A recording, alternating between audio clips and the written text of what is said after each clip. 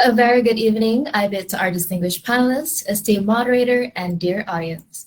Welcome to the Online Legal Forum, Development of Federalism, Malaysia Agreement 1963, in conjunction with the Sambutan Bulan Kebangsaan 2022, held by the FOL Liaison Division of the Multimedia University Law Society in collaboration with the Student Lifestyle and Experience Department staff. I'm Noreen Erdina, the Master of Ceremony for this event. Before we begin, allow me to align the members of the floor on our in-house rules. Firstly, please be mindful of your language when asking questions. Secondly, please avoid any controversial and sensitive topics when asking questions. Lastly, please type your questions in the Google Form link provided in the Facebook comment section. The link for a feedback form will also be provided in the chat box should you have any feedback for us. Aside from this, please fill in the succession form link for future updates on any events we have. This year marks the 59th year of the formation of the Federation of Malaysia. The Federation was formed by the signing of the Malaysia Agreement 1963, and it came into force on 16 September 1963. The MA63 was not only signifies the formation of the Federation of Malaysia, but it also enshrines the autonomy and the special interests of the people of Sabah and Sarawak. While commemorating Malaysia Day, we hope that the spirit of Malaysia Agreement 1963 will be strengthened, so that our federation will continue to become stronger and more united. Today, we are honored to have two prominent panelists, as well as a venerable moderator for our online legal forum on this topic. Allow me to introduce our two panelists. Our first panelist is the reputtable Professor James Chin, Professor of Asian Studies at the University of Tasmania. He is a senior fellow at the Jeffrey Chia Institute on Southeast Asia.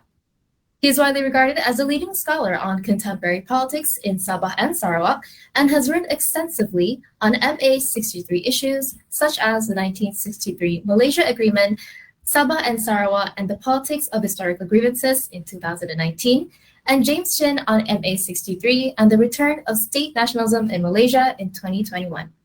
Professor James Chin is a Sarawakian, and he is joining us from Hobart, Australia. Our next honorable panelist is Mr. Roger Chin Can Fong. Mr. Roger Chin is the current president of the Sabah Law Society. Having graduated with an LLB and BCom from the University of Melbourne, Victoria, Australia, he started off his career at Accenture as a business analyst in the Strategy Capability Group before entering the legal profession and eventually becoming a partner in Chin Lau Wong and Fu, Sabah today. He is a barrister and solicitor of the Supreme Court of Victoria, Australia, and a registered patent, trademark, and industrial design agent. Mr. Roger Chin practices mainly in the fields of dispute resolution, corporate and commercial and intellectual property with a keen interest on building businesses with clients and sourcing for investment for Sabah, Malaysia. Last but not least, our moderator tonight is the venerable Mr. John Julian Van Huizen, our very own MMU alumnus. Mr. John was admitted as an advocate and solicitor of the High Court of Malaya in 2020. He has participated in various witty competitions and represented Asia Pacific at the global rounds of the Foreign Direct Investment in Sweden, where he ranked as the 19th best oralist. Mr. John was also a student mooter trainer at Multimedia University and is regularly invited to proceed as judge in moot competitions. Currently, Mr. John is a legal associate at Rafique and Partners. Now that the audience has gotten to know our panelists and moderator, it is time to begin our online legal forum. I would like to pass on the floor to our moderator, Mr. John. Thank you very much, Noreen, for the introduction of all our panelists.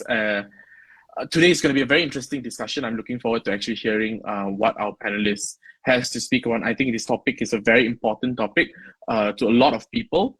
And without wasting any further time, maybe we should jump right in. And if the panelists are ready, I think we should give a bit of an explanation as to what MA63 is all about and why is it such a controversial issue among our Sarawakian and Sabahan friends and brothers, and what does Malaysia need to know about this MA63?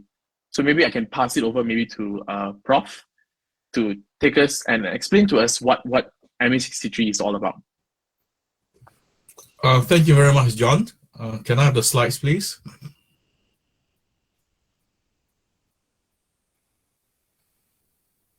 Okay, page 1, move forward.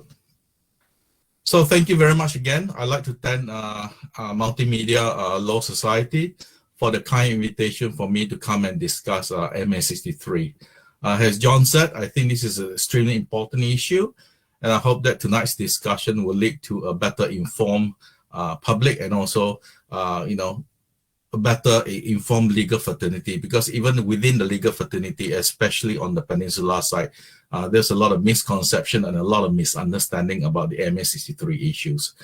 I don't have a lot of time tonight, so what I'd like to do is answer the question directly. Why is MA63 so controversial and such an important issue in Sabah and Sarawak? So basically, I'll start off by talking about the 5 key grievances related to MA63. These are the historical grievances by the people of Sabah and Sarawak. And once I go through it, you'll have a fairly good idea of why the people of Sabah and Sarawak think MA63 is such an important issue, not only for the Federation of Malaysia, but for the future of Malaysia as a whole. So basically, when it comes to MA63, we can sort of cluster all the issues raised by the people of Sabah and Sarawak into 5 key areas, 5 broad key areas. I'll go through each one of them fairly quickly. I think, if I'm not mistaken, the organizers will put the key readings related to this in the Facebook page, so you can access it later. So basically, in terms of the 5 key grievances, the first thing is really that the people of Sabah and Sarawak feel that the whole Federation of Malaysia was basically rushed through, and there was no real consent given by the people of Sabah and Sarawak when the Federation of Malaysia came about in 1963. The second area is something that a lot of Malaysians have heard of, and that is the issue of the 20 points and the so-called broken promises. The third one is the status of Sabah and Sarawak in the Malaysian Federation, especially for the past 60 years. The fourth one is federal intervention in the state politics of Sabah and Sarawak. This topic is really not widely known among the people in the peninsula. And the fifth topic is also that is not widely known among the people peninsula is the export of the Malayan political model to Sabah and Sarawak. So collectively, these 5 areas are what I call the key grievances or the unhappiness created by these 5 issues related to the MA63 issue. Next. Right. So when we talk about no real consent, I think it's very important that we quickly go through several historical facts. The first historical fact is that if you look through the documents carefully, the documents about the creation and the establishment of the Federation of Malaysia, the crucial period from 59 to 62, it is quite clear that the entire process was driven by Whitehall and Tunku Abdul Rahman. Many of the key decisions taken about the formation of this new federation had minimum or no input from the people of Sabah and Sarawak. In fact, the whole discussion was, taken care of at a very, very high level. Even people like Lee Kuan Yew was not consulted until later when the decision was made to create this federation. Second point, historical point, and this is also a fact, is that all the key dates on the formation of Malaysia was actually decided by the British Prime Minister at that time, Harold Macmillan, and Tunku Abdul Rahman at a key meeting in 1962 in London. So in other words, even before the consultation took place, they've already decided that 1 year after the meeting, the Federation of Malaysia will come into being. In other words, even though we're going to have consultation, we're going to proceed with the plan regardless of the result of the consultation. And in terms of the consultation, the British authorities and the Malay authorities always like to point to the fact that we had 2, broad-based consultation phase. One, of course, is a thing called the Cobbold Commission. Again, the name is widely known throughout Malaysia. But what a lot of people do not know is that the Cobbold Commission was basically, the report was fixed by the British Civil Service, who at that time still control Sabah and Sarawak. At that time, as you know, right, Sabah was called North Borneo. The civil service in both those states were basically run by the British, and the British made it very clear, the British High Commission for Southeast Asia, the #1 guy, he had a meeting in Singapore where he made it very clear, and we've got historical papers to prove this, telling the governors of North Borneo and Sarawak to make sure that the visit was a success. In other words, that the people will agree to support the formation of the Federation of Malaysia. We also have a very interesting telegram sent by the British mission to the United Nations. So the UN also sent a mission in September to sort of double check the results of the Cobbold Commission. And again, the telegram made it very clear that the British will make sure that the people that select by the UN to go to Sabah and Sarawak to do this field survey were people who will be sympathetic to the views of the British. So in other words, the second survey that was done was also fixed by the UK, and there's lots of historical documents to prove this. Now, you would have thought that, if you had a real independent survey, the results of the second survey surely will differ slightly from the first one, but no. The second survey, the UN survey mission, the report was exactly the same as the report of the Cobbold Commission. So that already tells you that there's something very wrong with the way the consultation was done. So in essence, both the Cobbold report and the UN survey says that roughly 1/3 of the people that met said that yes, we want the federation of Malaysia. 1/3 said that yes, we agree to this new federation with a theme known as the safeguards. Safeguards basically mean 20 points, and the third were opposed to the formation of the federation. Number 5, you have to understand that all this was happening within the wider historical context, and you really can't run away from the sort of political environment that you found yourself in the 50s and the early 60s. This was the period of the Cold War. So the British were very, very worried about what was happening to their territories in Southeast Asia, right? We all know that this was part of the wider push for the British policy called the East of Suez policy, especially after the seizing of the Suez Canal by the Egyptian authorities in 1956. The British, were slowly preparing for their country to move east of Suez. There was also at the same time a push by the UN on its decolonization process. The UN felt that Britain and all the key colonial powers should, as much as possible, allow the colonies to become independent. And of course, the overall picture behind this is the retreat of the imperial British system. Britain understood that at the end of the Second World War, they need to rebuild the country, and they cannot be, running the imperial system. Most people do not realize that, before the Second World War, Britain essentially controlled 25% of the world's land area. That's how many colonies they had around the world. So when they moved out of Southeast Asia, they had 5 different colonies to take care of: Malaya, Singapore, North Borneo, Brunei, and Sarawak. So you can imagine yourself, if you're a Mandarin sitting in Whitehall in London, what is the safest way to move out of this area? Obviously, you're not going to grant independence to 5 separate countries, right? So the easiest thing to put them together as a federation. And this was also a way to fight the so-called spread of communism in this era during the Cold War era. Next page. Right. So in terms of the 20 points, can you press the next page button again, please? Yep. So when it comes to 20 points, what is the 20 points and what are the safeguards? So essentially, remember I mentioned that one of the results of the Cobbold Commission is that 1/3 of the people that met during the Cobbold Commission survey was that they said that we are quite happy to join or to create the Federation of Malaysia, but you have to create some safeguards for us. In other words, some sort of guaranteed. Okay, so what are the key elements of this guarantee? The first one is that Islam's status as the national religion was not applicable to Sabah and Sarawak. But of course, Sabah changed its state constitution and Islam is the state religion now. Sarawak is the only state without a state religion. Secondly, immigration will forever be under the state government control. The third is the modernization of the civil service.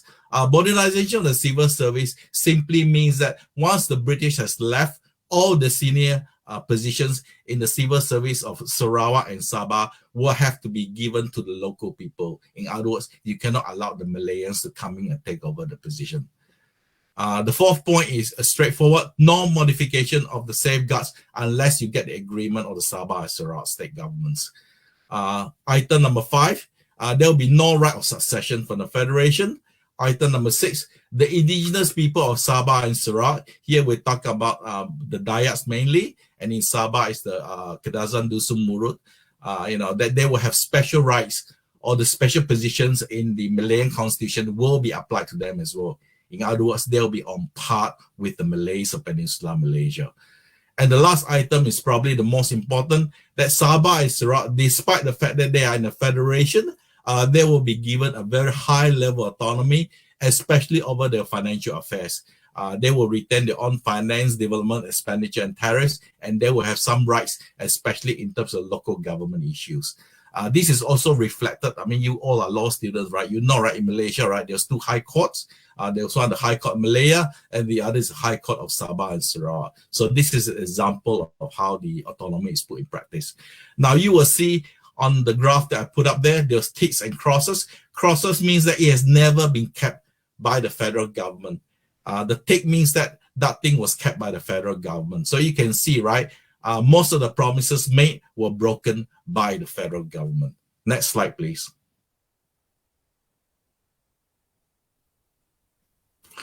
Okay, so what are the sort of other political promises that were broken, that was not written down, but is widely understood by the people of Sabah and Sarawak before they helped set up the establishment of Malaysia?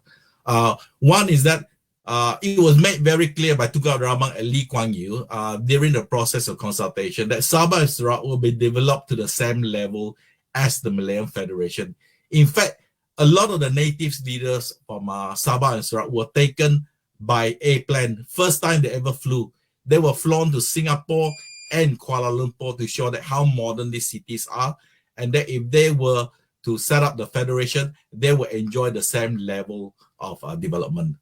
I've mentioned this, the indigenous people of Sabah and Sarawak were supposed to be on par with the Malays, but today if you go and speak to them, the non-Muslim indigenous people of Sabah and Sarawak will easily tell you that they are regarded as third-class Bumiputra compared to the Malays of Malaya, right?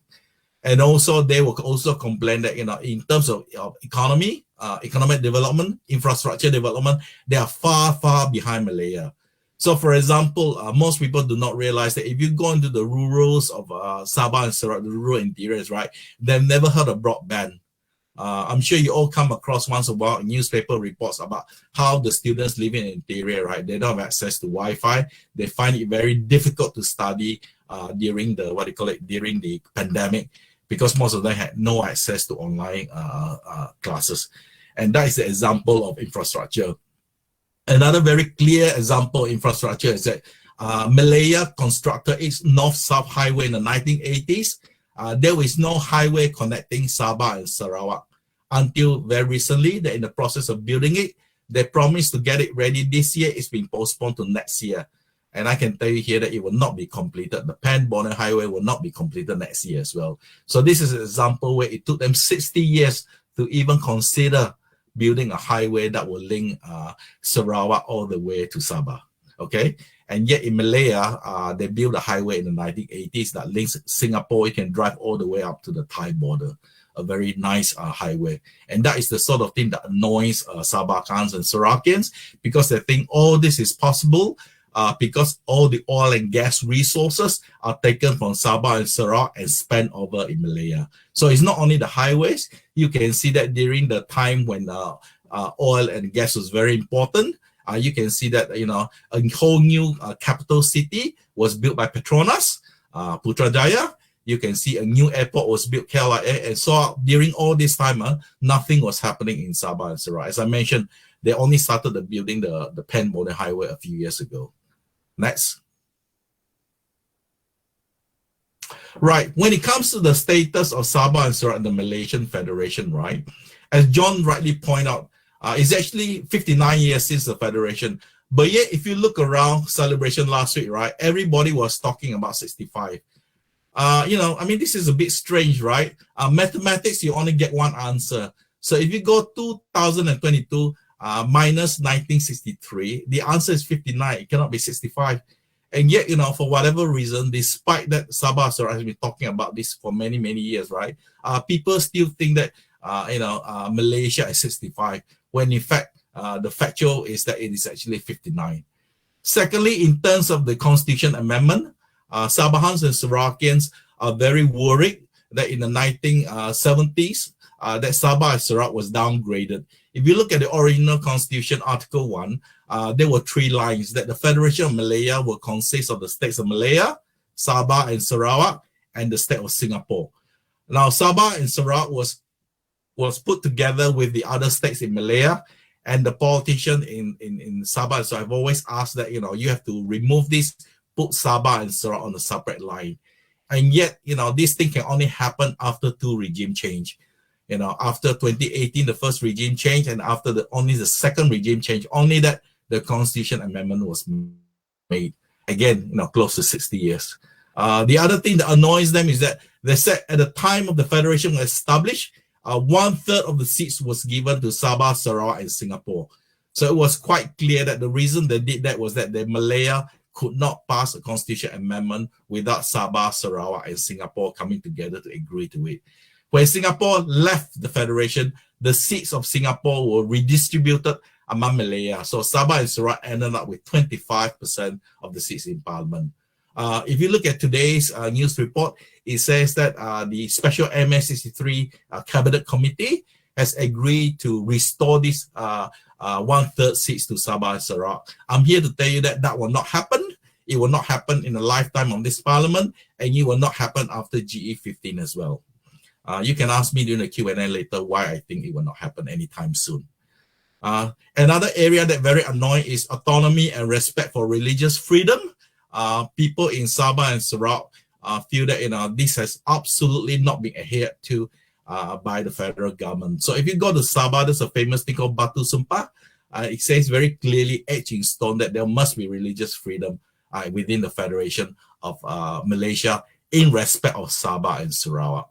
The other thing that annoys them in terms of the status is that there is no respect for cultural diversity.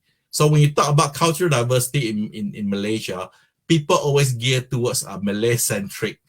So if you look at the national cultural policy, it's basically Malays and Islam. There is no recognition of the many groups and many tribes in Sabah and Sarawak.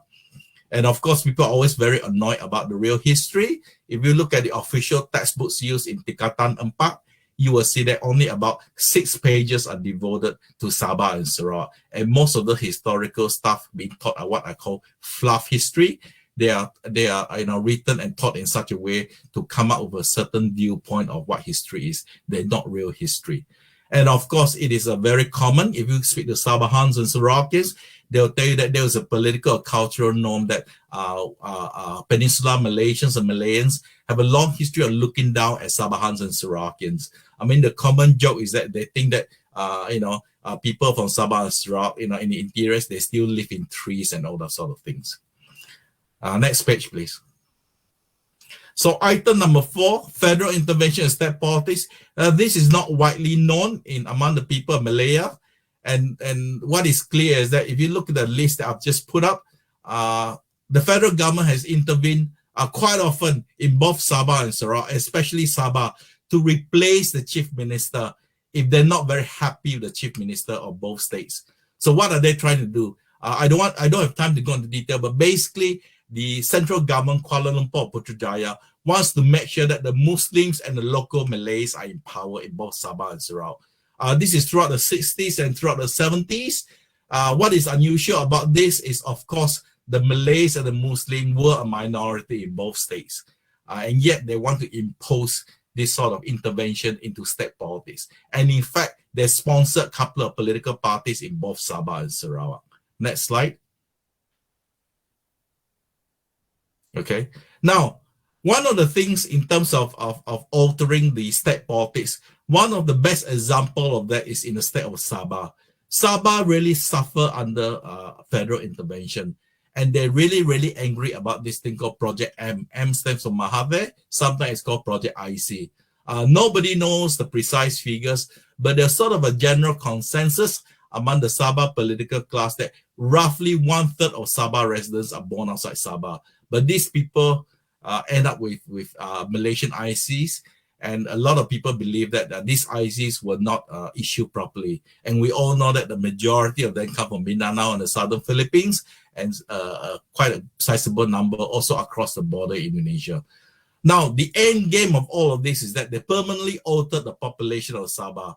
So if you look at Sabah, right, the population of Sabah increased by 390% during the period 1970 to 2010, which means that Sabah the natives of Sabah lost the majority by the early 1990s, okay? And this has important implications for the politics of Sabah. So in 1976, you can see that the Kadazan Dusun, the indigenous people, right, they had the majority in the state legislature.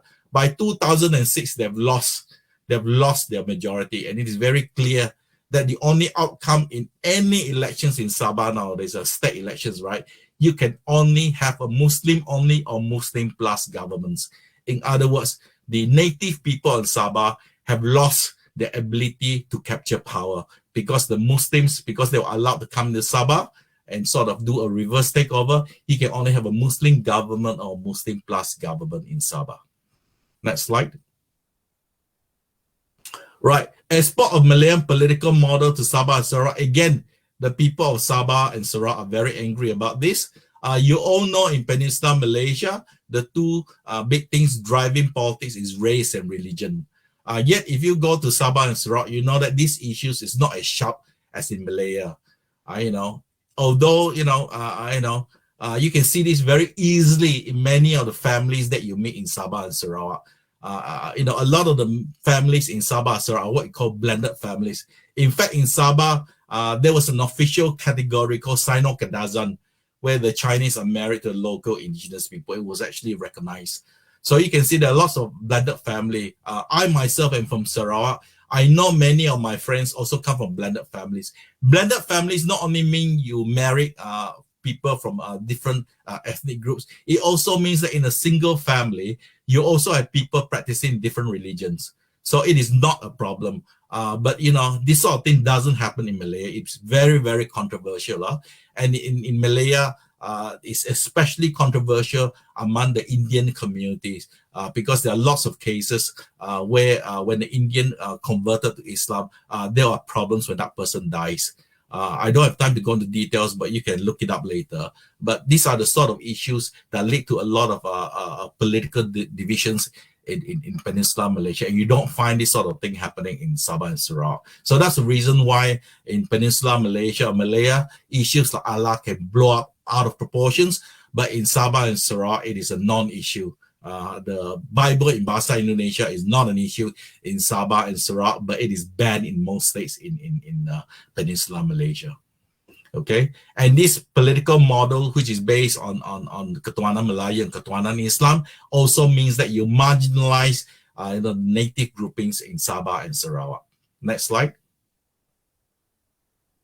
So to summarize up, I hope I've given you a very good summary of what's happening in terms of the MSC3 issue, and I'm here to tell that this issue that among the people, the sentiments of Sabahans and Sarawakians is real, and it will not go away for the foreseeable future. This narrative about marginalization and the ability to self-determine your own future is a very, very compelling narrative, and it's in many ways a legacy of colonial rule in Southeast Asia, where the colonial authorities left the region suddenly and they forced everybody to come together. And because the federation was not put together properly, you have this sort of tensions that has been lying there for the last 60 years.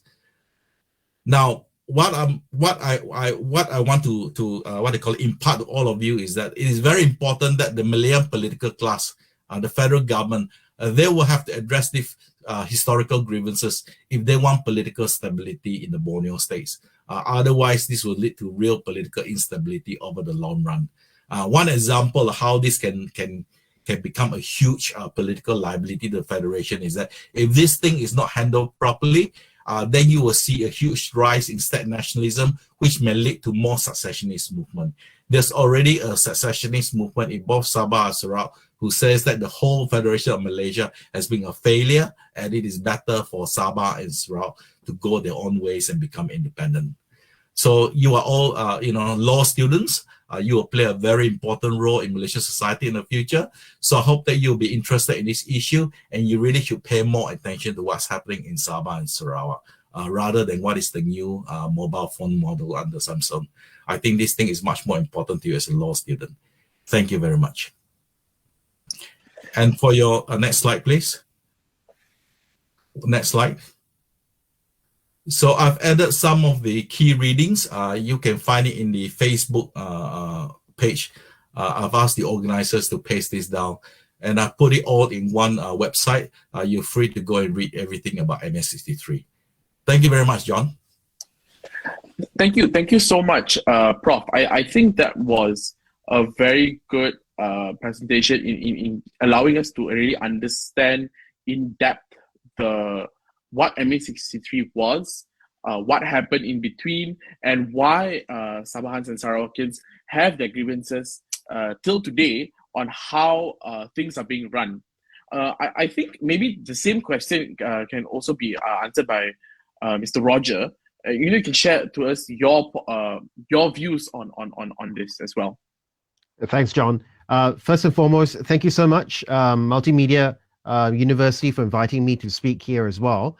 It is, of course, indeed an honor to be here together with James and John and everyone. I said it just now. After Professor James has spoken, I think I can go home already. He's covered basically everything. But I'll just add a few insights, additional ones, maybe if I can help, is this. You must remember when Malaysia was formed, it really was formed with promises, okay? It wasn't just, imagine you entered into a marriage, right? And in the marriage, you say, I promise, baby, I'll take good care of you forever. And you want how many children and so on and so forth. Right? What essentially happened was when Malaysia was formed, that's exactly what happened. There were promises made, and if Malaysia happened, this is what's going to happen. Now, essentially, those promises were not kept, and James' scorecard is very telling, right? James' scorecard shows it's an F. It's not even a B. It's not even close to a C. It's an F, right? So it's a complete, utter failure of what those promises were. Now, in terms of MA63, I'm really glad that your university is putting a focus on it. But you know what? Generally, the general public in Malaya, right? And you know what? Sabah and Sarawakians will call it Malaya, okay? They will call it Malaya to distinguish, all right, between Sabah and Sarawak and Malaya, right? So they will call it Malaya. In Malaya, generally, MA63 is only known on the surface. Okay, it's known on the surface because it's in the news, right? It's in the news, so they see it. But you know what? Most of the people will not bother going deeper than reading the headlines. Okay, MA63, that's the end, right? And then they will say, why are these Sabah and Sarawakians talking so much about it? Why are they whinging like little spoiled kids? Right? That's essentially the gripe that a lot of the Malayans will say, right? But like I said, there are real undertones. I wouldn't even say undertones. There are real feelings of being, shall I put it as harsh as saying, cheated. Okay, being cheated. So remember, when I first entered this marriage, you promised me you'll take care of me, baby. Right? Never happened. Right? And so there is this on the surface level understanding of MA63, okay, surface level. And you know what? Just to give you an idea, I have friends in Peninsula who I've known forever, and they know that I am the president of Sabah Law Society. You know the comments that come out of their mouths, which is amazing. Sorry, well, not comments, but the things that are being said from their mouths. They said this to me. Oh, Roger, because I think in one meeting I had, I was saying, oh yeah, I'm going back to KK later on, right? The comment that was said by this person was, you live in KK? I thought you're from Kuching. Okay, I hope half of you fell off your chairs when I said that, okay? But that is essentially how much an average Malayan realizes the difference between Sabah and Sarawak. Okay, well, across the other side of the sea, if you ask an average Malayan whether or not you know where Bintulu is, it could be in Sabah, it could be in Sarawak. God knows where it is, right? It's over there lah, somewhere, right? Cebu is a place in Philippines, okay, and that's basically the end of that lah, right? So there is this real sentiment of not being understood. and even worse, not being understood, not getting what they were promised. Let me quickly show you a slide. Can you put up that slide? Okay.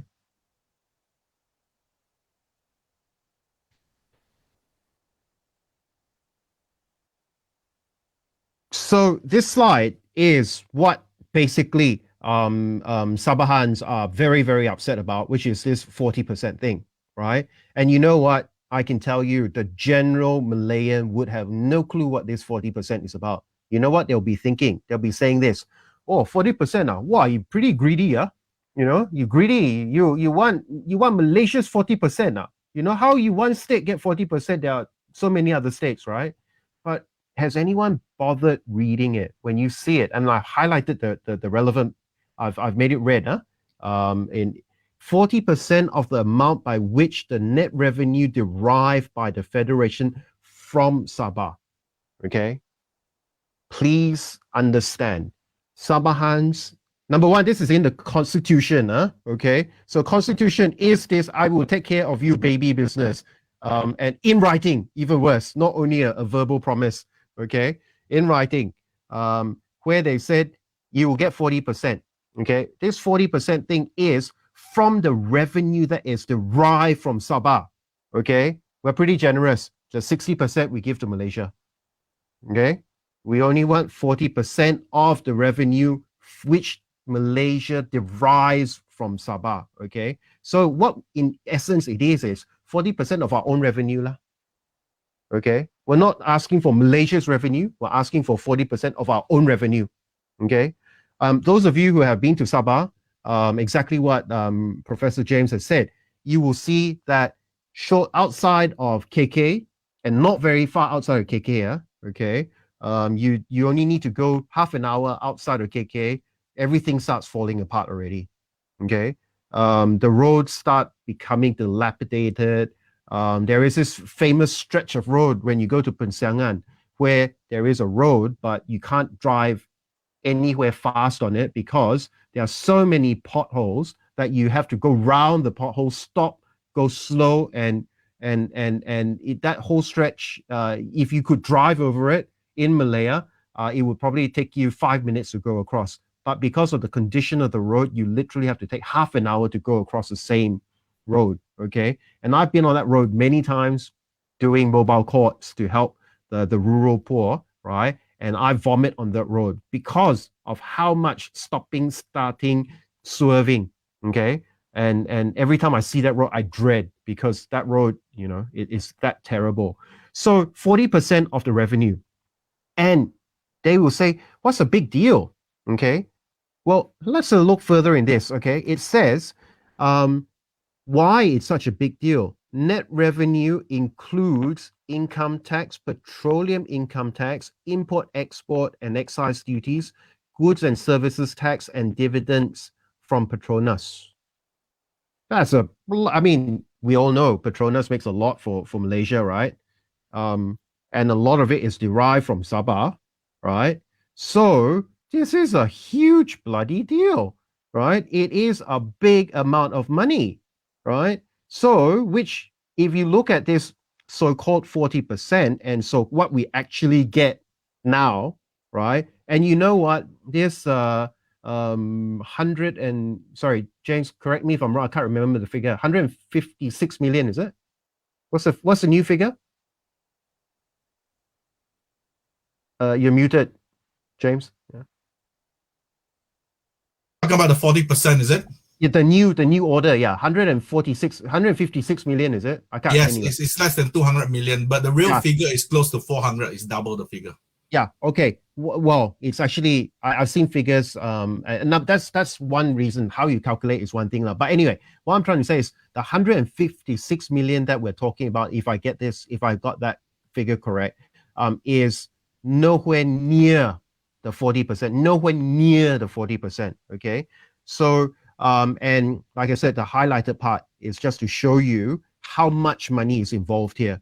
Okay, so when we on paper, a Malayan will say, "Wow, you're getting the lion's share of the expenditure, right?" they're only looking at one state. They're looking at Sabah and Sarawak. So much, 1 billion, whatever, lah, right? I don't want to go into the fact that you never really get 1 billion. Okay, it's allocated 1 billion. Okay, what you actually put in your pocket is never 1 billion.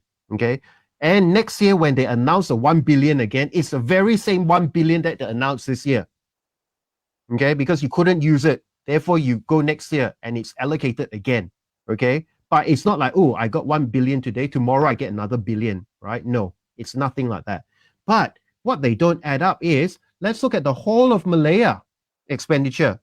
Okay, that's a lot, right? Proportionately lah, right? That is the gripe. So that is why it is so meaningful to Sabah and Sarawak, and we do hope by going through this talk, more people will understand the grievances and why it's such a big issue. I won't call it controversial, because controversial will somehow imply that it's not correct. It is correct. There's absolutely there's no gray area here. Okay, it's black and white. All right. It is the grievance is these, and hopefully by the end of this, everyone will have a good idea about the whole thing. Thank you, John. John, can I just add one very important point to Roger's presentation? Yeah, go ahead. The reason why the 40% is such a big issue in Sabah is because the federal government stopped paying the 40% in the 1970s. So you can imagine the amount that's been accrued throughout all these years. Yeah, I think that's a very important thing that Roger explained, about the 40% and how it is actually enshrined in the federal constitution, and it makes you wonder, what went wrong and where have we, gone wrong in this and this, and actually I would like to backtrack a little bit to one of your slides that you mentioned, Prof, that the Cobbold Commission, it was fixed. I just want to know what you mean by fixed, and also why do you think these reports were fixed? So basically, when the British decided that they wanted North Borneo and Sarawak, initially they also wanted Brunei to join, but Brunei was very clever. They got out in the first meeting. But basically, when I say fixed, it means if you look at the 5 people, the 5 commissioners in the Cobbold Commission, right? Out of the 5, all of them, even before they started the survey, all of them were pro-Malayan figures. So there was nobody, up there who was independent out of the 5. So that's what I mean when I say they were fixed. Another very important thing I mentioned was that in 1961, there was a meeting in Singapore where the British High Commissioner for Southeast Asia calling all the governors of the region, and it was made very clear that they want to support the formation of the Federation of Malaysia, and they were told in no other terms but to make sure that the civil service must arrange in such a way that that they will get a yes answer. I can explain this in a very simple way that everybody can understand. So when this commission, when they travel through Sabah all the way down to Sarawak, right, the meetings were actually arranged by the local civil service, and the local civil service were controlled by the British administration. Now, you also have to understand that when they consulted these people, it's a sort of open air forum, right? They asked the native chiefs, are you supporting of this idea? You have to remember, a lot of these native chiefs, do you not even understand? You can't even translate the word sovereignty or independence or new nation. In many of these, for example, the Iban language, right, they don't have these sort of words. So when you ask them, the most common answer they gave when a native chief will ask, whether they support the Federation of Malaysia, the most common answer they gave was that we will go along with whatever the government wanted, right?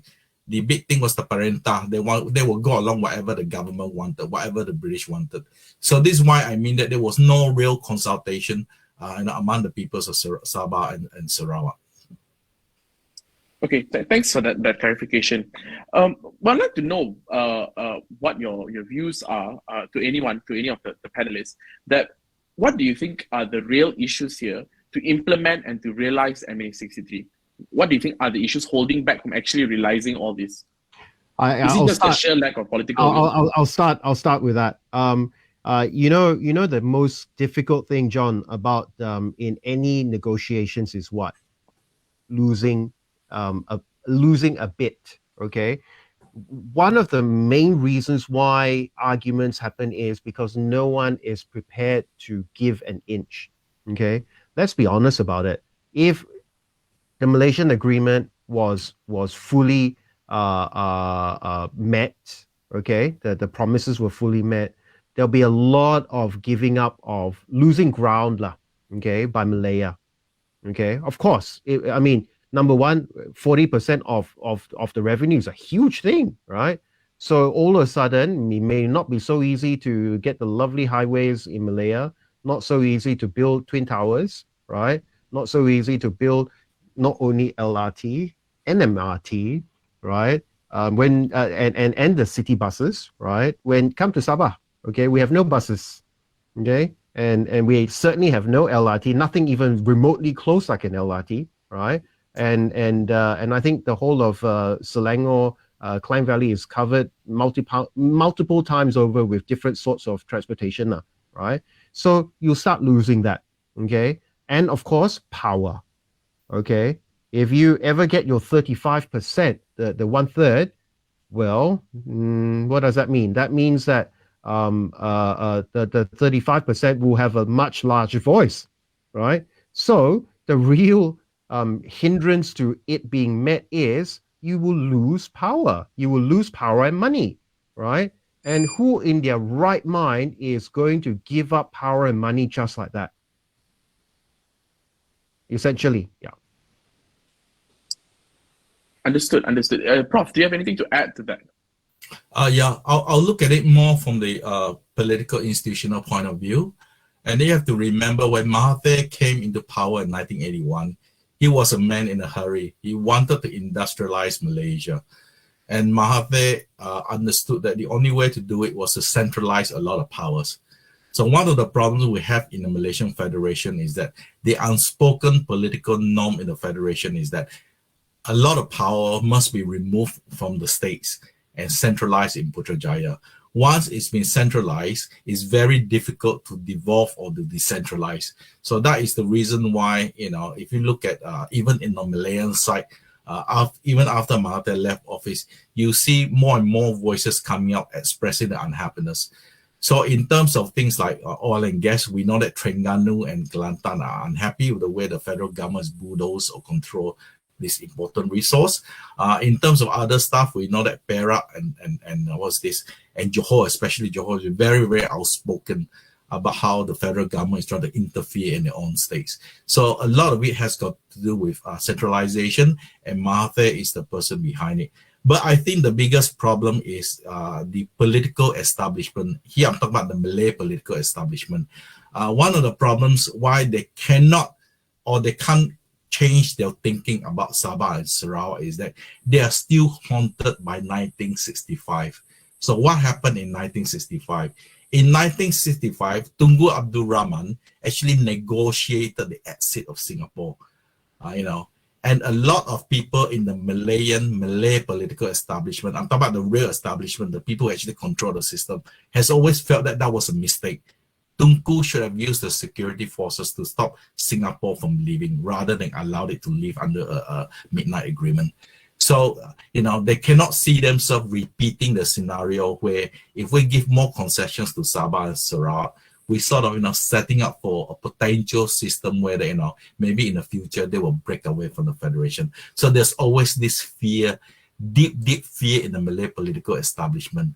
But I think Roger is absolutely right. There's also a lot of financial incentives involved because we know that a lot of the Malay establishment, they make a lot of money from Sabah and Sarawak. Here I'm talking about personal interest.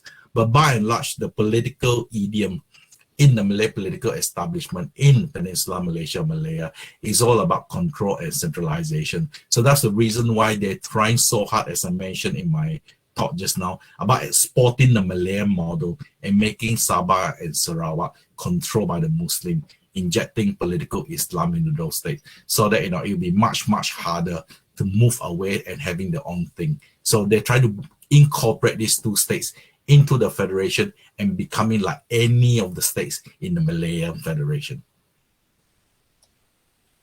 Okay, thank you for that clarification. I also have one more question actually that you mentioned earlier, James, that you don't think that the 1/3 amendment would actually be realized, to allow 1/3 representation of Sabah and Sarawak in our parliament. So why is that actually? I said it for two reasons. One is that the Malay establishment really had a hard time approving the Constitution Amendment, where they separate the word Sabah and Sarawak under Article 1 of the Federal Constitution. Their thinking is that we've already granted you that concession. Please don't kacau us in the future, and not at least for the next 10 years. That is the attitude, right? So there is no way they're going to come up with allowing Sabah and Sarawak. The other thing is that the actual mechanics is actually more complicated than people think, because the Election Commission have all sorts of rules about things like withdrawing the lines. So I think it's about 8 to 10 years before they can do it. But basically, it's an issue of the Malayan political establishment said that, we've already granted you the concession. We cannot grant you this concession. And the third point that is linked to Roger's point is that this is all about power and control. We cannot be seen to be giving you one power control. You have to remember, right?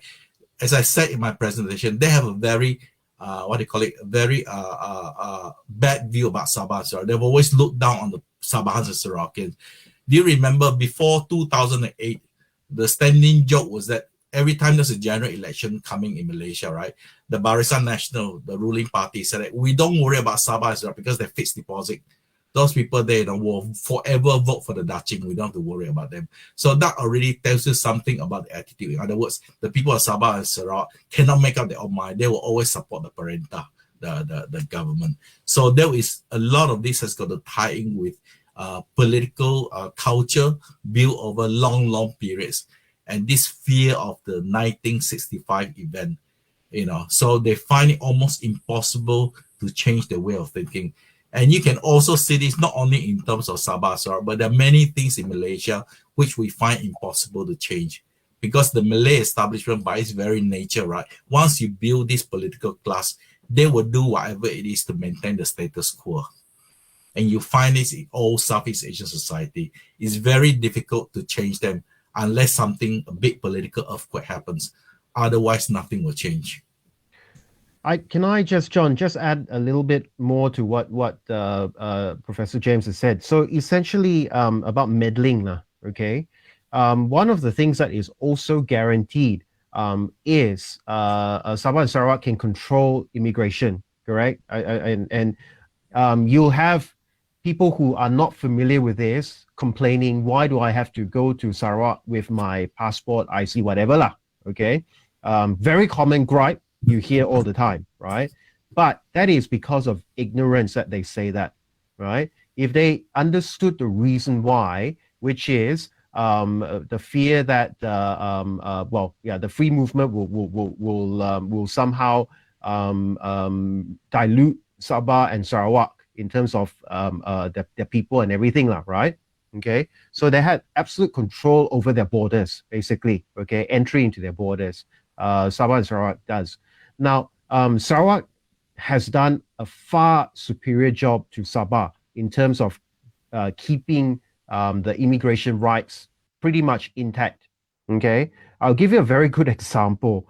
MM2H. Okay, MM2H, where there is meant to be a one, as far as possible, there was meant to be a one MM2H system, okay, for the whole of Malaysia. But Sarawak basically went on its own, okay, and set its own MM2H. Wonderful for Sarawak. Kudos to Sarawak. Wonderful thing, right? Whereas Sabah also wants to do it, but is thinking, can I do it? Right? Because when you talk to the authorities, right, and there is only one authority, which is Immigration Department, which is a federal body, okay? But the federal body does not mean that it has, the law is with them, they can decide anything, okay? So MM2H has to do with entry into your borders. MM2H has also to do with permanent residency up to, permanent residencies, or it can only be visa, whatever lah, right? So when you ask the authorities, the immigration department, who is the one who grants permanent residency? The answer from them is the Home Minister. If it is a foreigner, that's the answer they give. Now, when I ask them, really? I thought Sabah and Sarawak had absolute control over who can come into their borders, right? So, if that is the case, where is the law that says that the Home Minister actually is the one who approves the permanent residency for a foreigner coming into Sabah or Sarawak lah? Very quickly they backtrack. Okay. I have to ask my superior. I'm sorry, I cannot answer that question at the moment, and so on and so forth. So this is where the interference, the meddling is coming. Okay. So like I said, Sarawak is very clear as to what their rights are. Okay. And honestly, Sabah is playing a little bit of a catch up. But thank you, Taiko, Sarawak, for showing the way, because yes, now you can see Sabah is exerting also its rights, right? And very soon you will see Sabah also say, oh, we can do what we want in terms of immigration, right? And this has been many years. You see, if you notice Professor James's slide, Sabah too many, but ... right? Yes. The whole thing of changing government, Malayan parties coming in and everything has essentially had this effect where Sabah itself has lost the way. Okay, lost the way, don't know what our rights are, don't know legally where we stand and everything, right? Federal boys tell us something, oh, okay, must be right, okay? But is it, right? And it's only now that everyone's starting to, oh, really? Is that what it is? Can you show me where it says it is, right? Oh, you cannot show me, oh, that means you don't have the right, right? That is where it is going now, right? And this is where this awareness, which Sarawak had for a long time, is certainly now a growing sentiment in Sabah. And I know that you lead further into this later on, John. Thank you so much for that explanation. I think we discussed a lot about how there's a lot of setbacks, a lot of things have not been realized and all that. But in recent times, there have been a lot of discussion about MA 63. Besides the 1/3 amendment, which was only announced today, and we're not even sure whether it's going to be coming to fruition, do you think there's been any other significant development in regards to realizing the true purpose of MA 63, if any? If any of the speakers would like to. Roger, why don't you go first? Sorry. So the question was what? Sorry, what was that again? Basically, besides the 1/3 announcement which was made today only, has there been any other significant development to realize? Right. Okay. I mean, this thing is not what we're talking about. The MA 63 thing is not new, right? It started in 2018 in earnestness, right? It didn't get very far. Okay, it didn't get very far because again, back to power and money. Okay, power and money is always going to be a stumbling block to making it happen. But in recent times, of course, what you see is the restoration of Sabah and Sarawak as equal partners. Okay, that's important because it goes back to how it was, and it's a very in-your-face reminder of how Malaysia was formed. Okay, that's one thing. The other thing is putting MA 63 in the constitution. Okay, because what that actually does is it means that now you can argue all the promises, the 20 points and whatever, right, are now you can now then argue that into law, right? Because previously the Borneoization and everything failed. Well, there's several reasons why it failed, right? But one of the reasons was, well, it's not there, right? It's not there. Oh, but it was a promise. But it's only a promise. It's not there, right? It didn't make it into the constitution. Therefore, Yeah, that's one of the reasons why it failed, right? But now by putting MA63 into the federal constitution, you certainly can go back to all the promises that were made there. Okay, you can go back into IGC, you can look back into Cobbold Commission, whatever. Okay, you can look back into all of those things and what they agreed upon. You can actually bring it in. Okay, so it brings a ray of sunshine and some hope. All right, that finally, if we bring it to the courts, if it's not done willingly, then the courts will enforce it, right? So that certainly is something that has moved in the right direction. And of course, many things that have moved in the right direction also is, well, after 48 years, is it? Yeah, of no reviews for the 40%, right? They finally made that order this year.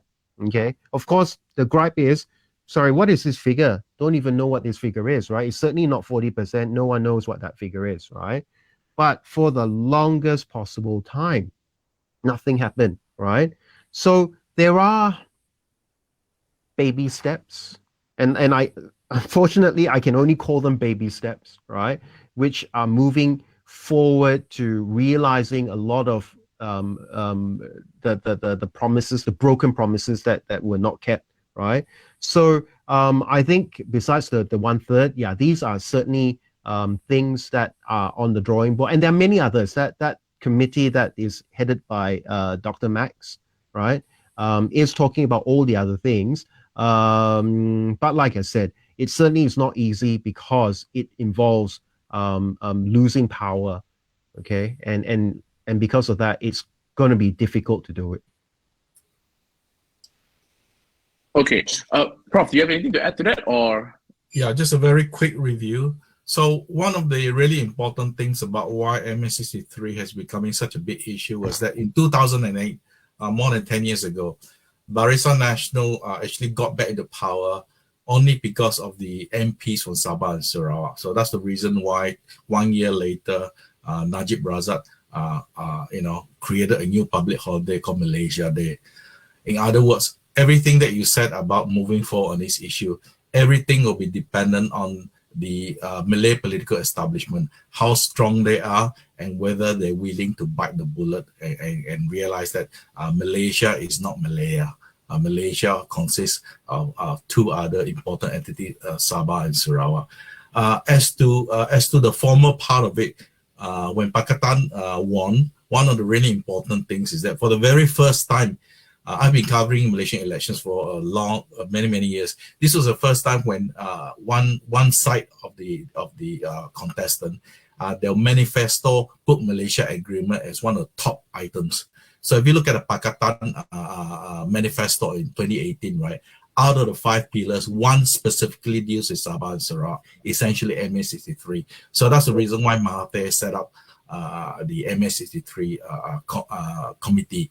But unfortunately, Mahathir is not the right person to deal with this issue. As I said, Mahathir believes in centralization, and he wasn't really, coming back as a reformer. He was coming back as Mahathir 2.0. So that committee really could not resolve the core issues. So what is the core issues? They sort of identified bureaucratically about 21 issues, but the core issues is really who actually owns the oil and gas resources and the continental shelf. So that thing has been ding dong until now. So now the MA63 committee is actually the committee 3.0. It's actually the third committee. So one of the really interesting things, and I can set it as evidence that that committee is not moving on the core issue. So that's the reason why when the new government took over, I'm not talking about this government, Huizen took over in 2020, right? One of the first things they did was that they immediately classified the first MA committee committee led under the late VK Liu. They put the whole committee's report as secret, even though that VK Liu personally told me that he wanted the report to be declassified. So there's actually nothing. There's nothing there. When you declassify something, right, it must deal with something like national security or a big secret. Actually, the 21 items there's nothing. It deals with purely administrative stuff, like land title issue, who owns all this sort. So, so this gives you an idea of the fact that they refuse to let any information comes out means that a lot of the issues cannot move because the Malay political establishment in Malaya, right, hasn't decided what they really want to do this issue. They're caught in a blind. If we allow too much freedom for Sabah and Sarawak, it may lead to all sorts of stuff that we don't want to deal with, i.e. the Singapore scenario. If we don't give to them, they create trouble for us. But the problem is that all this time we cannot deal with this issue. Why? Because our own house is burning down. Look at the Malay political establishment in Peninsular Malaysia. Since 2018, right, it's more or less being between UMNO, Bersatu, PAS, they're constantly fighting and maneuvering left and right. So they really don't have any time to deal with Sabah and Sarawak, other than the fact that everyone is looking towards the next GE to solve this political instability. But my central argument is that if the Malayan political establishment become very strong and they unite under one party and they don't need the MPs from Sabah and Sarawak anymore, that is when the MA63 issue will become a dead, on the water again. It's only when they need the MPs from Sabah and Sarawak to stay in power or whatever, then they are willing to deal with it. So the reasons why the MA63 issue is still issue on the burner, so to speak, is because this government and the previous government requires the MPs from Sabah and Sarawak. So the last two governments, the Bersatu government and this government, rely on GPS to stay in power. We all know that. Yeah. If they don't rely on Sabah or Sarawak, I can guarantee you this thing will be put in the cold storage again, and they will wait until the next crisis before they drag it out. So I think James is absolutely right. Right, there is a sense of urgency for Sabah and Sarawak to get everything that we can get now. Okay, because we don't know what's going to happen. Right, and absolutely correct. If Sabah and Sarawak numbers are not required to form government, right? It will be something not urgent anymore, right? So hopefully people can understand why there's so much emphasis on this from Sabah and Sarawak for that absolute, actually, it's the naked truth reason, right? That now is the best time to do it, and if not now, when, right? And also, the reality is, you have Sabah and Sarawak who actually, sorry, what I wanted to say was, you must understand that also, notwithstanding that maybe they don't need us if the numbers are very big, therefore MA63 will be a non-issue. I think also I get a sense of feeling that the genie has well and truly escaped the bottle, okay, escaped the lamp.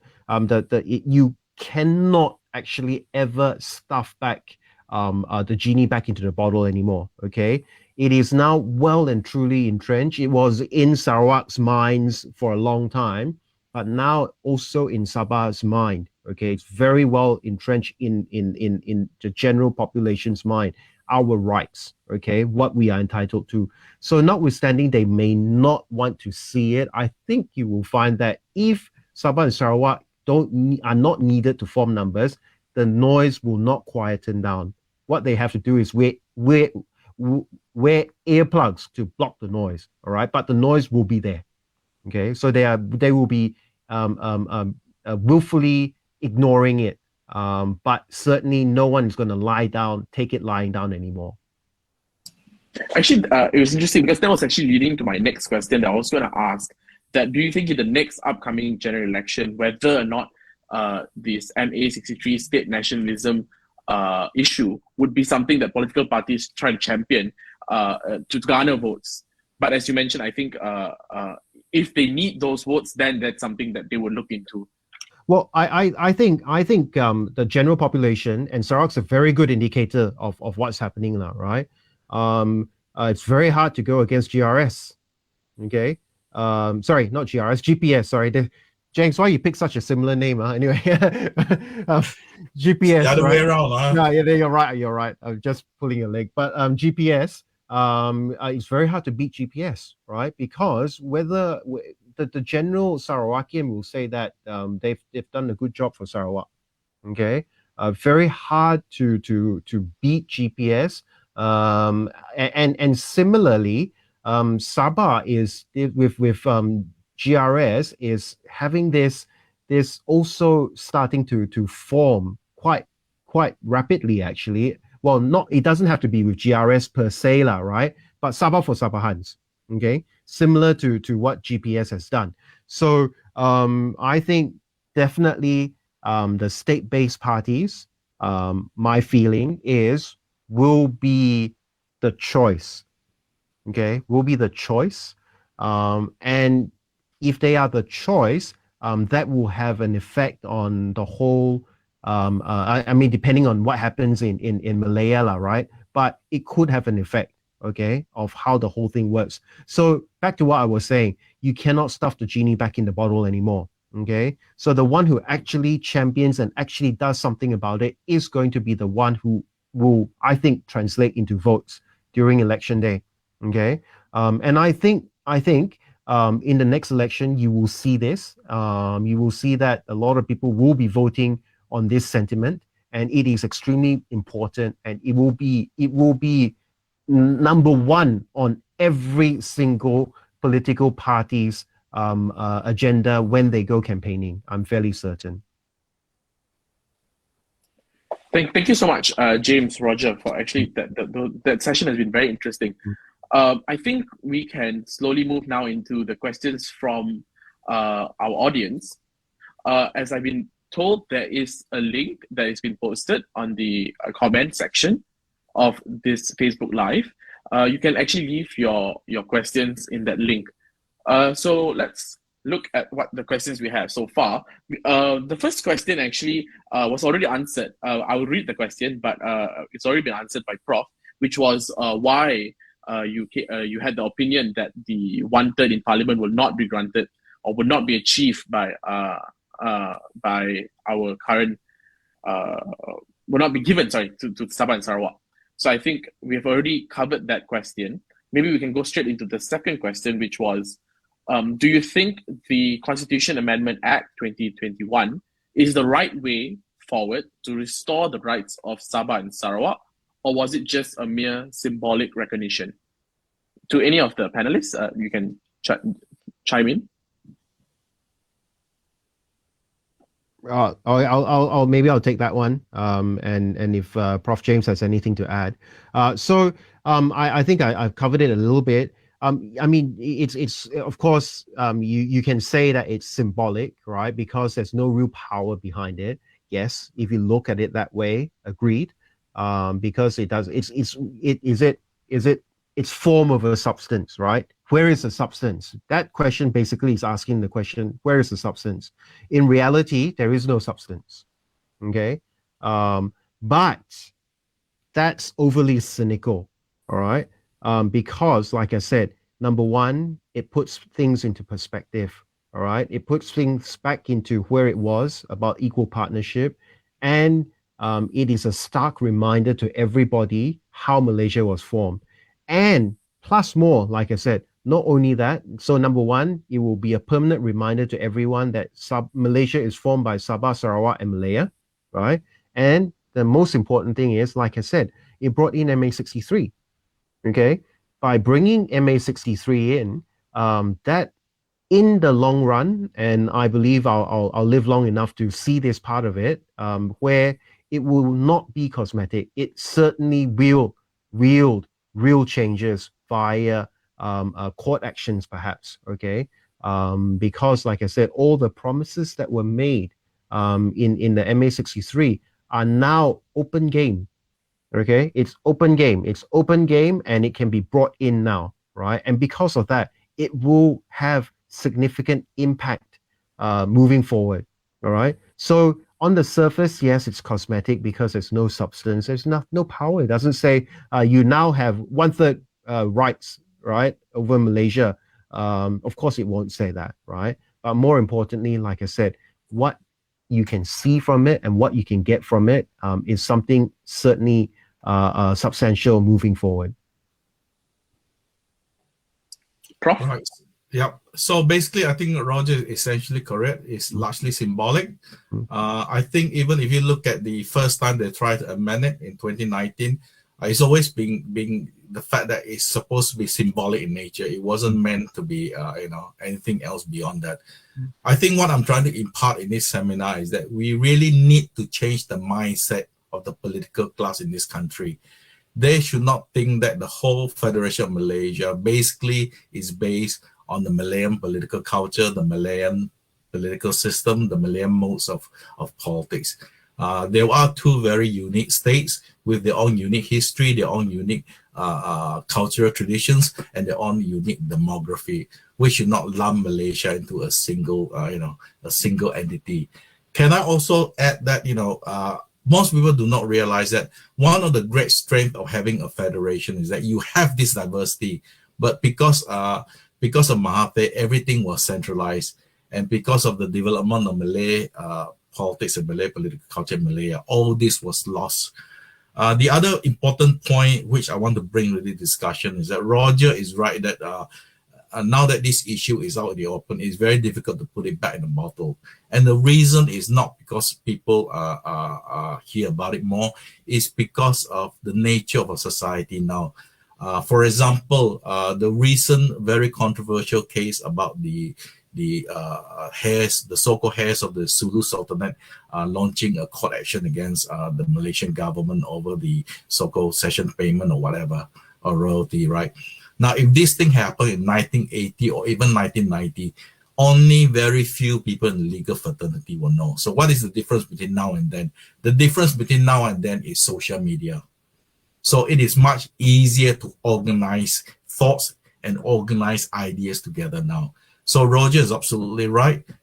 People of Sabah and Sarawak and those who are interested in this issue, you can go out and look for information. 20, 30 years ago, if this thing is not covered, like during Mahathir's time, 1980, if it is not covered by the mainstream media, you really have no access to information. It's very similar to how the legal fraternity is working now. You guys can easily find cases across the world through the database, this sort of thing. 30 years ago, you got to send one of your students, one of your clerks, to a huge library like the one behind Roger, where you got bounce and stuff. You got to look through the whole day, spend the whole day there. Now you can just type it in yourself. So the world has changed. And also the world have reached a stage where, the norms of self-determination is becoming very, very important. It's tying with this thing called basic human rights. A person must be allowed to choose their own future. Thank you for that sharing. I think the next question that we have up is, okay, it was reported that the cabinet does not see a need to form a special select committee for the restoration of Sabah and Sarawak status. Do you think it's sufficient just to retain the Special Council on Malaysian Agreement 1963 to solve any issues arising from this topic? So is the Special Council... That is the wrong information. In fact, what happened is that after the changeover in 2020, right, the Prime Minister's Department actually created a Bahagian Hal Ehwal Sabah and Sarawak. There's a special unit in the Prime Minister's Department, not a ministry, a special unit. So that's the reason why Max Onkili from Sabah is the minister in charge of Sabah Sarawak affairs. The deputy is actually from Sarawak. So it is a unit in the Prime Minister's office. So it is true what the person asking the question. There is no direct committee, but there is a unit in the Prime Minister's office that is supposed to coordinate the work dealing with MA63 issues. Okay, thanks for the clarification. The next question we have up is, Sarawak has replaced the title of Chief Minister with Premier. However, this is only stated in the Constitution of the State of Sarawak. What is the significance of this change? And should this amendment be reflected in the federal constitution as well? Roger, do you want to take that? No, I don't want to. Please do. As a Sarawakian, speak for you. So look, again, it's a symbolic thing. You have to remember this is part of the so-called amendment which gave Sabah and Sarawak special status in the federation. This is also consistent with the former Prime Minister Muhyiddin announcement that in bureaucratic terms, Sabah and Sarawak will now be referred to as Wilayah rather than Negeri. So my understanding is that the Sarawak government feel that if you look at states like Australia, where it's also a federation, but the states have a high degree of autonomy, right? The top political office in those states are called Premier. Same thing in Canada. Again, a federation very similar to Malaysia, but the number one position, political position in the individual states is called the premier. So for me, right, it is simply a symbol, a reminder that Sabah and Sarawak are special. They're not honorary states like Malaya. The only disappointment I have is that our friend Hajiji in Sabah doesn't want to go along with it. You have to ask Roger why. I think that was the next question. Actually, the next question to follow was, why did not the Sabah government replace the title? I think if I remember correctly, reading somewhere, they're saying that they're more interested in substance over form, if I remember correctly, right? But I mean, like I said, I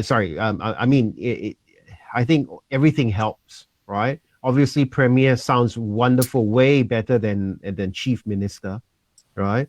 In the sense of, I mean, just the English words alone, right? Premium versus chief, right? So I think, I mean, there's no harm for me. But if I remember correctly, yes, there was something said about it should be substance over form. So there was no need to do it. I see. Okay, so the next question, a bit technical, bear with me. In pursuant to Article 2 of the Federal Constitution, the Territorial Sea Act 2012 had never been approved by the Sabah Assembly and Conference of Rulers. Does this amount to violation of the provision of the Federal Constitution, or is this act unconstitutional? Roger? James, no, you please take this, because I know you have a lot to say about this. No, the problem is I'm looking at it purely from no, but please do, okay, because actually, from a political viewpoint, is that legally speaking, my understanding is that everything is actually done legally. The problem now is because the emergency was lifted. So that's where the can of worms has opened up. So the only way out of this is that you need some sort of hearing at the federal court to decide one way or the other. So somebody has to bring it up. But the problem is that this thing cannot be brought up because it will lead to a can of worms. Other issues may come out. Most people don't realize that the Territorial Sea issue, certain parts of Malaya are also affected. It is not purely Sabah and Sarawak affairs. And this leads me to the other point about this whole idea of the Malayan political establishment afraid of granting more rights to Sabah and Sarawak. Because as I mentioned earlier in the seminar, if you start giving them rights, then the Kelantanis say, what about us? Johorians for sure put their hands up and say that we want the same rights as well. So that immediately means that, the federal government will become weaker and weaker. And that is the ultimate fear of the federal government. They do not want to become weaker. So I think on just a little bit additional from me, as we all know as law students, something is law. It is law until it is set aside. Okay.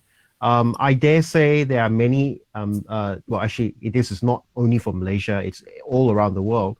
A lot of laws are not constitutional. Okay. But whether or not it's constitutional or not constitutional, who decides? The courts, right? So meaning you have to bring it to the courts in order for it to be decided whether something is constitutional or not. So whether or not the Territorial Seas Act, there's definitely arguments both ways, right? Will it? Well, I think who took it? Sorry, which Malayan state again? James?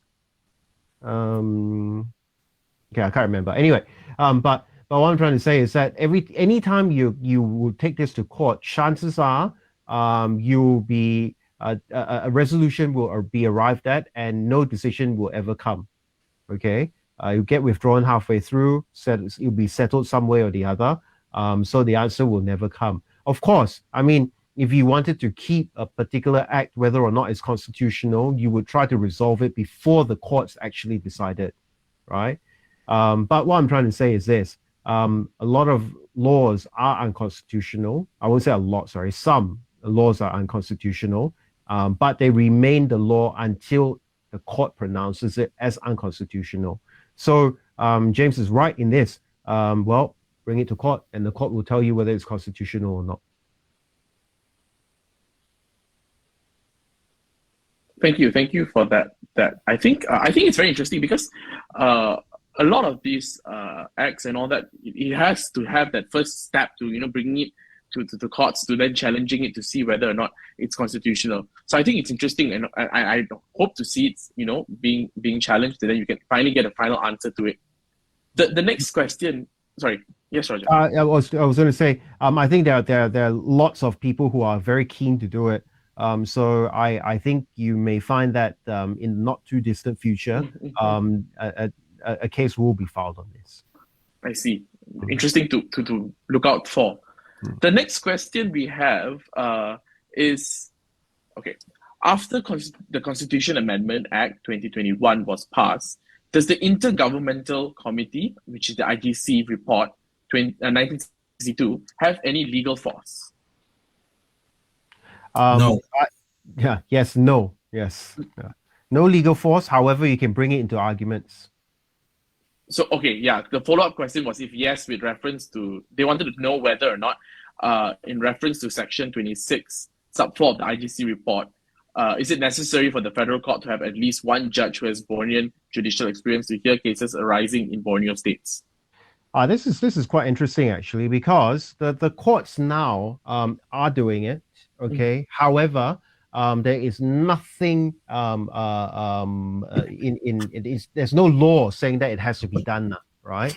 So you're very reliant on whoever is a chief judge to actually make this happen. So at the moment, it is happening. Every time there is a panel, you will find a Borneo judge there. Of course, yes, there are arguments. What does a Borneo judge actually mean, right? Does it have to be a Sabahan or a Sarawakian, right? I think the short answer is that's probably a bit too narrow in interpretation, right? Anyone who has spent sufficient time in Sabah and Sarawak and understands the law, I think that was the whole intent and purpose of it, right? Should be sufficient. But I'll play the devil's advocate a little bit, right? And say this, actually, maybe it should only be needed when it deals with Sabah and Sarawak laws, not as per se anytime the federal court or the Court of Appeal sits in Sabah and Sarawak, they have to have a Borneo judge, because the run-of-the-mill case being, for example, Companies Act, okay, criminal law, right, an Insolvency Act and whatever, right? This one does not require a Borneo judge. Right, does not require any expertise of having served in Sabah and knowing sufficiently well Sabah or Sarawakian laws to require that thing there, right? But in short, it is happening now because, like I said, the current chief judge is making sure that every panel does have one, all right? But it is very reliant on the chief judge doing it, right? But moving forward, like I said, with MA 63 actually being mentioned in the federal constitution, there is every hope that everything that was promised can be brought in that way. Thank you, Roger. I see we have more questions, but however, we really run out of time already. But maybe before we end this session, we could just get last comments from our panelists, and maybe your hopes for Sabah and Sarawak in respect of MA 63. So any one of the panelists, you can take your turn. Maybe Roger or Prof, who would like to go first? James, after you. Okay, thank you, Roger. So my hope is that the people of Malaysia, especially Malayans, understands the sentiment of the people of Sabah and Sarawak. So basically it boils down to two things, which is they need to change their way of thinking about what Malaysia is. And they must understand that Malaysia is actually a very diverse country. Not only in Malaya itself, you got different states with different traditions, but you got two very, very specific states with very unique history. So Sarawak was ruled by a private British family. The Brooks, Sabah, North Borneo was ruled by a private company, North Borneo Charter Company. And again, great diversity in traditions, languages, history, all sorts of religions, what have you. So I think we need to change our mindset about what the country of Malaysia is. Malaysia is not just a Malay-centric state. We must understand and appreciate the diversity. On the specific issue of MA 63, I think what is important, especially with your audience, is that MA63 is not purely just a legal issue, even though some people want to frame it. It is both a legal and a political issue. So it requires, a very delicate balance between a political settlement and a legal settlement. And this is where all the confusion, all the difficulties come in. But like I said, if people, the Malay political establishment, if they have the right outlook, I'm sure this can be resolved. It's a question of whether, the really people control system, whether they want to resolve it. But again, I think I will just, my final comment is my final warning, which is that if they don't deal with this issue will easily blow up in Sabah and Sarawak. So for me, right, it is better to deal with it at a political level because the legal thing can come later. It actually can be resolved. It is all about changing the mindset, about this crazy mindset that Malaysia is basically a nation Malay-centric, and that federalism in Malaysia is all about powers vested in the federal government. Once we can go beyond this, then we can really build on the promise of the Federation of Malaysia. Thank you. Okay, for me, I maybe just start off with a story which is very familiar to Sabahans, and I'm sure Sarawakians as well. Whenever we go over to West Malaysia, okay, we're sitting in a taxi, okay, and we're speaking Malay, and they will say, "Oh, you're Indonesian. Welcome to Malaysia." Okay. Every Sabahan and every Sarawakian will tell you they have experienced that story. Okay, number one. Number two, whenever there are there are West Malaysians who come over to Sabah, and then they will use these words in Malaysia. Okay, meaning West Malaysia lah. Okay, in Malaysia, right? We do it differently or something along those lines, right? So they really do forget that Sabah and Sarawak is part of Malaysia. Okay, when they say in Malaysia, they're literally talking about Selangor, KL, Klang Valley lah, perhaps. Okay, so that's the second thing. All right, and the third thing is this. This is my personal story, which will set the tone as to why MA63 is something which is very crucial for everyone to understand, and I hope everyone understands this. Again, in a taxi, I know I spend a lot of time in taxis. Can't help it, travel too much, right? But in a taxi. So for some strange reason, this taxi driver started talking about the Pan-Borneo Highway, right? And then he asked me one question, not knowing, because I think we were speaking English, right?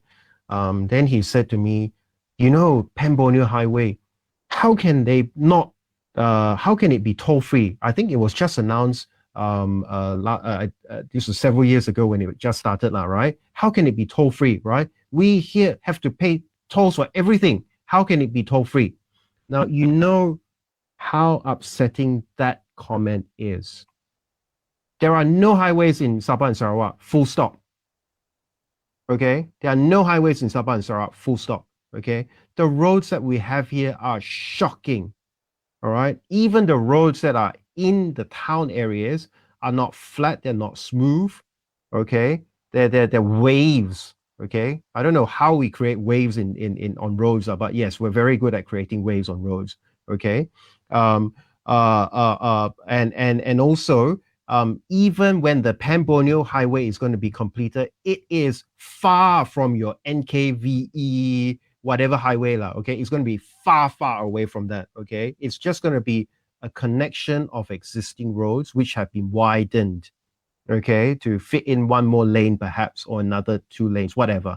Okay, but it will certainly not be equivalent and on par with West Malaysia. Okay, so when these taxi drivers talked about how can these Sabahans ask for no toll, right? It's not fair. Okay, I leave you with this parting thought. Which part of it is not fair, and how is it not fair to who and whom? All right. So MA63 is all about trying. Remember what was the reason for MA63? What was the reason for 40%? It was to make sure that Sabah and Sarawak develop to similar standards as West Malaysia. All right. So when I hear these comments, where is it fair? When you look at Sabah, you look at Sarawak, right? How is it fair? And that is the final thought I'd like to leave in everyone's mind as to MA 63.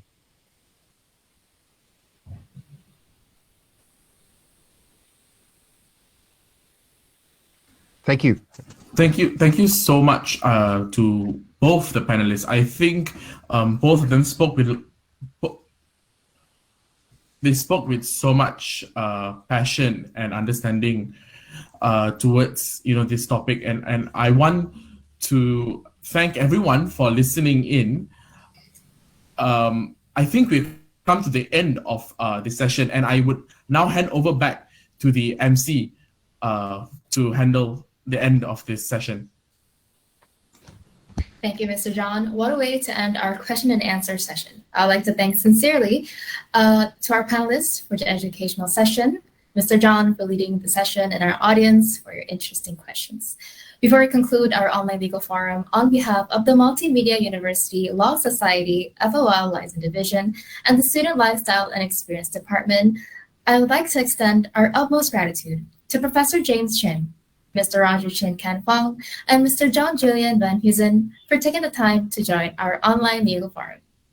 Ladies and gentlemen, we have come to the end of the online legal forum titled Development of Federalism, Malaysia Agreement 1963.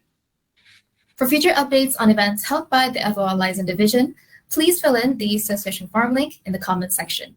If you have any feedback for us, please fill in the feedback form provided as well. This marks the end of our event, and we hope that our dear audience has learned a lot from our online legal forum, especially a deeper understanding on our country's history and the constitutional law while commemorating Malaysia Day. Without East Malaysia, Peninsular Malaysia would have been very different. We are all Malaysians. Let us all move forward in unity. Happy Malaysia Day in advance to all anak Malaysia. Let us anticipate future events held by the FOL Liaison Division of the Multimedia University Law Society. Thank you and goodbye.